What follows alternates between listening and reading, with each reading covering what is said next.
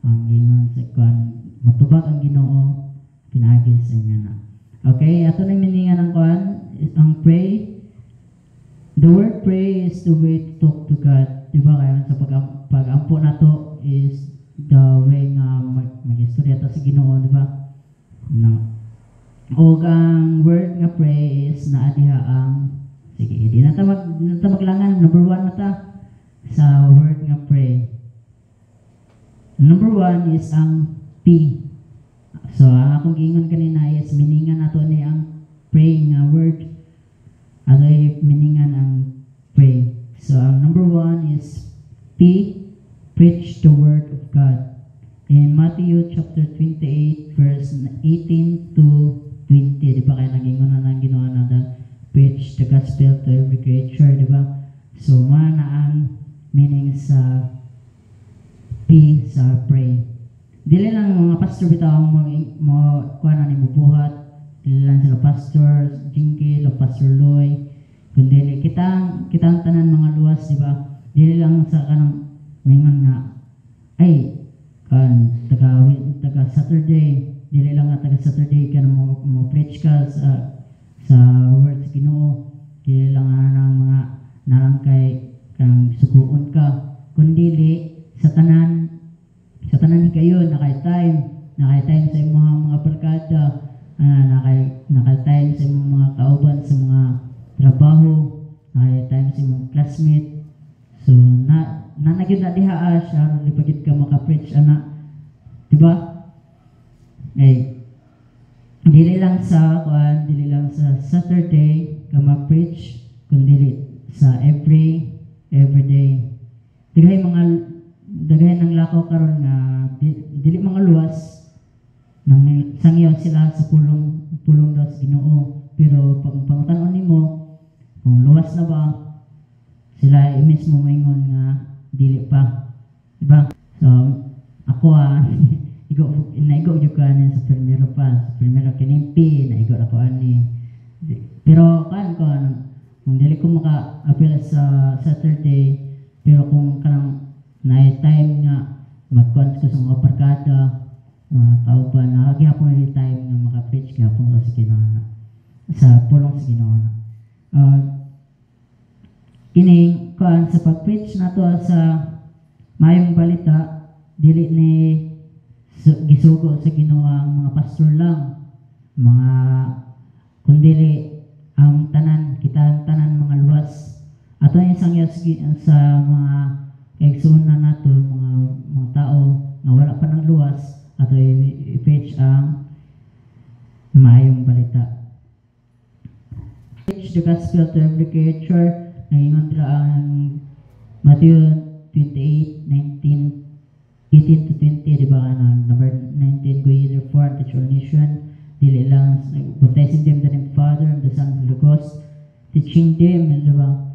So ato na kanang sa mga kaigsunan nato, mga pamilya, mga relatives nato, dili nato sila kunon lang istoryahon lang, kusukita mo istorya sa mga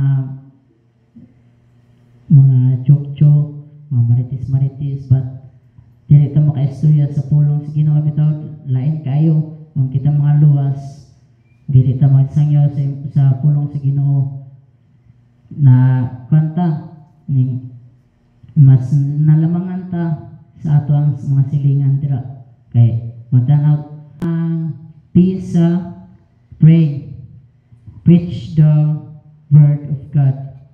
And number 2, kung maglangan malagi ang gingon sa kuan is dali ra jud kaayo. Number 2 is one is sa word nga pray is nadiha pod ang R sa word nga pray is read the word of God. Mo na example na ang Bible jud ang kuan sa Ginoo. We need to read the word of God means Bible because mo na maagi magigistorya ka sa Dios. Diba kay ang mo na pinaagi nga mag-istorya ang Ginoo sa imuha, diba? O daghang kapatunan nga mas taas pa kayo sa time sa Facebook, sa Messenger, sa Wattpad, o whatever diha kung unsa mga basahon kung kayang kuan mas malingaw kung ba ka magkuan ka mag-Facebook ka, basa-basa ka na basa na sa pulong sa Ginoo sa nato pagsangyaw kung kita di ba kay ang isang yaw nato is naragit sa Bible di ba kay mingon ta nga kuan nasud po pataka na tagsulti diha nya wa na ito sa kuan di na ito about sa kaluwasan di ba ang kaluwasan is naragit na sa Bible.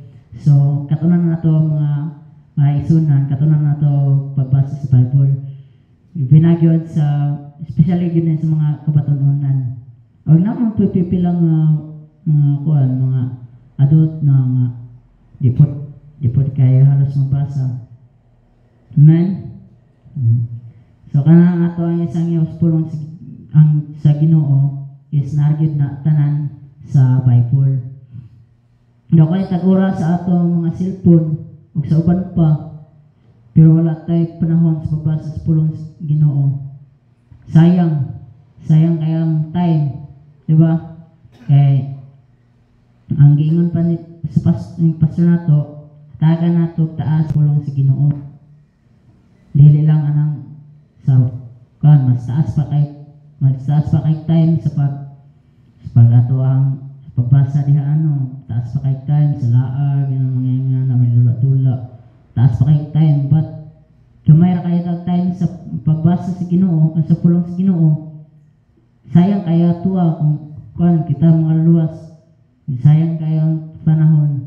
Diba kaya ang giingon sa Bible is read your Bible and sa tingin ang konstanta read your Bible and pray every day. Diba kaya di na mawala na ang read o pray. So mato ang R sa letter sa word nga pray. So ang P is preach and ang R is read the Bible and number 3 upat ra ni kabuk letter aning sa word nga pray. So dali ra kayo. So number 3 is ang letter A. Unsa na ang nasa letter A? Ang letter A nga kuan sa Ginoo sa kuha is attend all services and or apply. Duha na kabuok ang kuan sa kuha kay lain po kayang mo-attend lang pero dili lagi nato i-apply. So ang A sa letter A nga sa word nga pray is attend all services. Attend in morning service, attend in afternoon service, attend in Wednesday service, and last is attend in devotional service. Kining devotional mark panagsaragit ko panagsakay ko pero kanyang sa kuan glory to God nakapadayon gihapon ko na sa pagsimba diha sa Ginoo. Attend in all services in morning, di lang Sunday morning lang ka musimba pero wala na ka sa afternoon, wala gihapoy bili. Taas kay tag time labo bitawan sa trabaho simba para pagimaya diha sa atong buhay ng Diyos. Amen. So attend in all services, attend in morning service, attend in afternoon, attend in Wednesday prayer meeting, and isang pa dili lang sa prayer meeting na po tayo tawag na overnight, attend ta sa devotional. So sa letter A sa word nga pray dili lang attend kundi apply. I-apply nato ang buluhaton isip isa ka Kristohanon. Example kanang paghatag sa bahin sa Ginoo like sa kanang sa dili sa pagmaabot sa text offering. So kanang ato akong isulti nga in every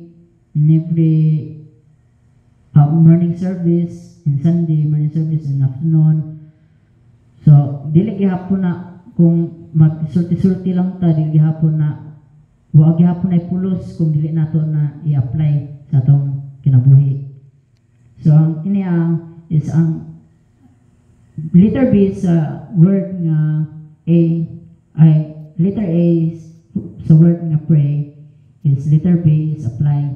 Example ka ng paghatag nato sa feeling nga tithes ato na i-apply mga Christian magsili tag sulti pero dili gihapon nato i-apply sa atong kinabuhi, wala gihapon ay pulos mga igsunan sa tansang kinabuhi, di ba? Kaya kita iluwas sa Ginoo o ato na po ihatag ang time diya sa Ginoo in service in Sunday mo nang attend sa tanang tigom o ato ang apply sa ato ang tagsa-tagsa nga kinabuhi, dili lang kay magsikira tag sulti and kuno mo daw na sa word nga pray. Ang word nga pray is nadiha ang P is preach, ang R is read the Bible, ang Anglikon is preach the word of God, and R is read the Bible, and A is attend or apply, and Y is your talent, your work, or your service. Mag-una ta sa talent. Your talent. Ang example yun sa talent is kanang sa especially sa ato ang mga Kristiyano di yun na mawala ang atong pagkanta. Sa pagtalent sa pagkanta, talent na nato. Singing sa pagkanta ay paggamit sa nato sa Ginoo. Ayaw sa kalibutan. Kinakusog kayo mukanta ng wordly song. Halos memorize pa nato nya pinaagi gyapon sa pagkanta, wala maghihapon na kana sa pagkanta ni mga sa Christian song like kana sa choir nagwala gyapon kana ipagamit nato sa Ginoo. So dili lang talent, dili lang your talent kanta atong talent kundi daghan pa ato ipagamit na sa Ginoo sa mga talent nato kanang diba mga talent nato, mga trabaho nato, mga talent na ipakuan sa Ginoo, mga so example karon kung nakay talento kanta kita bahala gula atong pastor.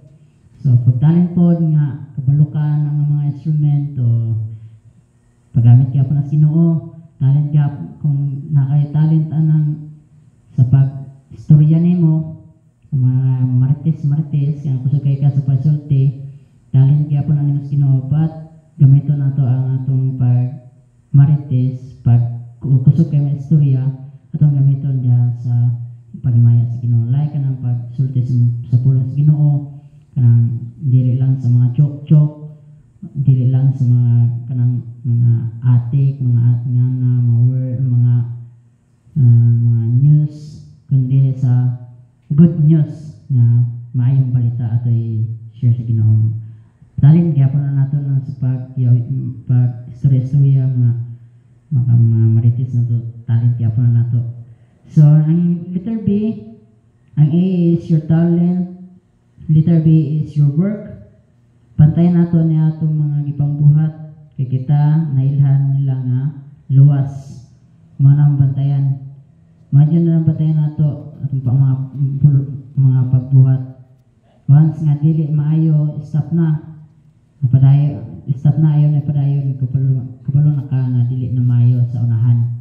Ato na ikuan nga atong mga lihokan, mga gitrabaho nato gipambuhat nato nga kuan bitaw ta kanang sobra na kayo ta ba? Nya kan imong na nanan nga dili na maayo, so dili na nato na ipadayon. Example sa kuan naigo kuan nga sa kuan nga giingnan ko nga kan maunay baptist maunay Christian na bitaw katong last katong napa si kuan nato dili si tita katong sa kuan sa Youth Sunday katong atong mga kuan ni Ma'am Hana na estudyante naingnan ko atong nga kuan mo na baptist mo na luwas kay nunubran day ako ang kuan ato akong pag-istorya bitaw siya niya ako akong pag kuan ba ako ang mga akong nilihukan na to mga sobrang bitaw kayo kay mo lagi bata pa kayo mga kuan ba di pa kaya ko ato mga kuan bitaw di pa kaya ko ato makasabot or inana but nana ko ikaw na to makuan na ko nga di ni maayo pero nanobra na ko ato istoryahan ko ato nga kuan nga manay luwas manay baptist manay go manay mo sulti si Pastor Dre ang kuan nga dili na moingon sila siya sa kuan sa lain nga manay katoliko nga na di ba kay ang kuan jud nila is manay baptist may mga luwas kana pag once kayo masulti na sa pastoral na ikaw na kuan salamat buka na sa Ginoo kay naday ako nga part nga nag-remind sa kuha nga dili yun na nako utrohon o balik so alam yun nang anak yun ni kang kinsa ang nagdala sa mensahe ako ang una naigo pero bless gihapon kay ako man po nag-remindan sa Ginoo di man kamo ako nag-confirm niya itong last week nag-confirm niya akong message so atong last week lang ko na-bless last week pa ko na-bless tapos last week pa ko gipa-remind sa Ginoo but gipa-remind gapon ko sa Ginoo always so dili lang your talent your work kundi sa last is your service. Gi-remind ko sa ato ang pagpangalaga sa atong pagpangalagad kung okay pa ba. Kung wala na ba ta napugos sa atong pagpangalagad, naiban, maigsunan atong padayon. Naigsunan atong padayon sa pagpangalagad sa Ginoo nga may kinasing-kasing. Kana sa atong pagsimba, lagi attend ka sa morning service Sunday, sa afternoon sa Wednesday, mapil pa ka sa devotional, mapil pa ka sa overnight prayer, but pinugos na lang nga mapugos ta sa pagpangalagad. Kaya ako atol, talaging Domingo, napugos ako ato, pero wala na to. Human na to. So, ang ato ang last is your service. Dili lang ta magsimba nga magpinugos. Dili lang ta masimba nga kay naa siya dito, magkita na sabmi. Yan na, kundili, masimba ta para sa paghimaya nato sa atong buhit ng Diyos. In conclusion, always to pray because word na pray is naadra ang P is preach the word of God, and R is read the word of God. Means Bible, read your Bible, kinagina sa tanan action sa mga kanta sa mga bata is read your Bible and pray every day. Hindi na sila mabulag.